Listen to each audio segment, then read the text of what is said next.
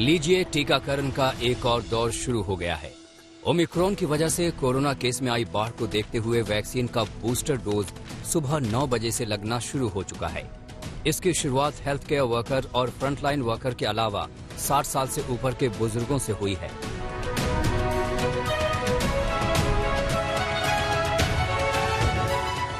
देश में करीब 1 करोड़ हेल्थ वर्कर्स और 2 करोड़ फ्रंटलाइन वर्कर्स हैं।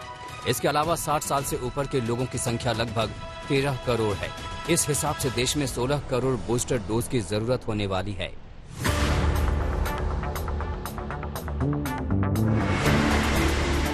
लेकिन परेशान करने वाली बात यह है कि देश में अब तक लाखों लोगों ने दूसरी डोज नहीं लगवाई है। इसलिए ऐसे लोगों को तीसरी डोज देने का सवाल ही नहीं उठता है। जबकि एक्सपर्ट्स का कहना है कि कोरोना की तीसरी लहर के लिए बूस्टर डोज का लगना जरूरी है। बूस्टर डोज लेने वाले लोगों के लिए सबसे जरूरी जानकारी ये है कि जो लोग कोविन ऐप पर रजिस्ट्रेशन नहीं कर पाए हैं, वे किसी भी कोविड टीकाकरण केंद्र पर जाकर टीका लगवा सकते हैं।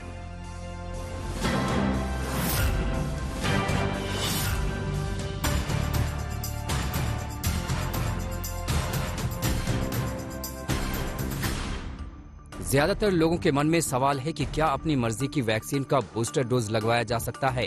बिल्कुल नहीं। जिस व्यक्ति को जिस वैक्सीन की पहली 2 डोज लगी होगी, उसी वैक्सीन की तीसरी डोज लगाई जाएगी। अगर आपको कोविशील्ड की पहली और दूसरी डोज लगी है, तो कोविशील्ड की ही बूस्टर डोज लगेगी। और जिसे कोवैक्सीन की दोनों डोज लगी हैं, उसे बूस्टर डोज में कोवैक्सीन की ही लगाई जाएगी।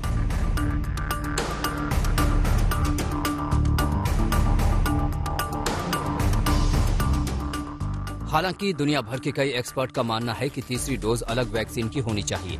जैसे अगर पहली 2 डोज कोवैक्सीन की लगी है, तो तीसरी डोज कोविशील्ड की लगनी चाहिए। इसी तरह अगर 2 डोज कोविशील्ड की लगी है, तो तीसरी डोज कोवैक्सीन की लगे।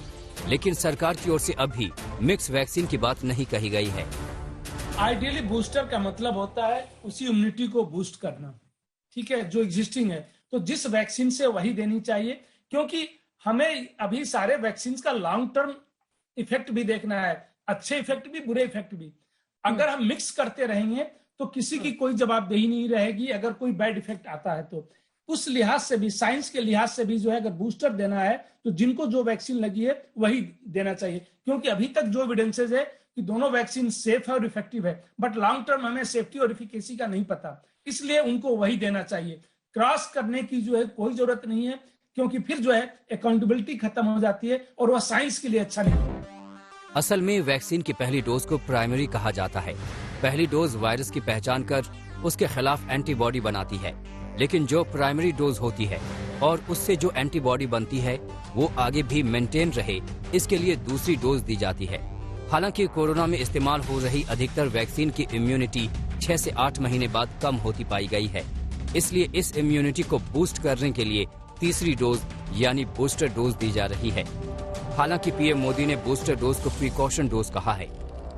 8 वर्ष से ऊपर की आयु के कोमॉर्बिडिटी वाले नागरिकों को उनके डॉक्टर की सलाह पर वैक्सीन की प्रिकॉशन डोज का विकल्प उनके लिए उपलब्ध होगा। प्रिकॉशन की दृष्टि से सरकार ने निर्णय लिया है कि हेल्थ केयर और फ्रंटलाइन वर्कर्स को वैक्सीन की प्रिकॉशन डोज भी प्रारंभ की जाए। कई बुजुर्गों के मन में सवाल भी है कि क्या बूस्टर डोज लगवाना अनिवार्य है। दुनिया भर के वैज्ञानिक ये साफ कर चुके हैं कि इम्यूनिटी को बढ़ाने के लिए बूस्टर डोज जरूरी है। कोरोना के खिलाफ वैक्सीन से बनी इम्यूनिटी कुछ महीनों बाद कम होने लगती है।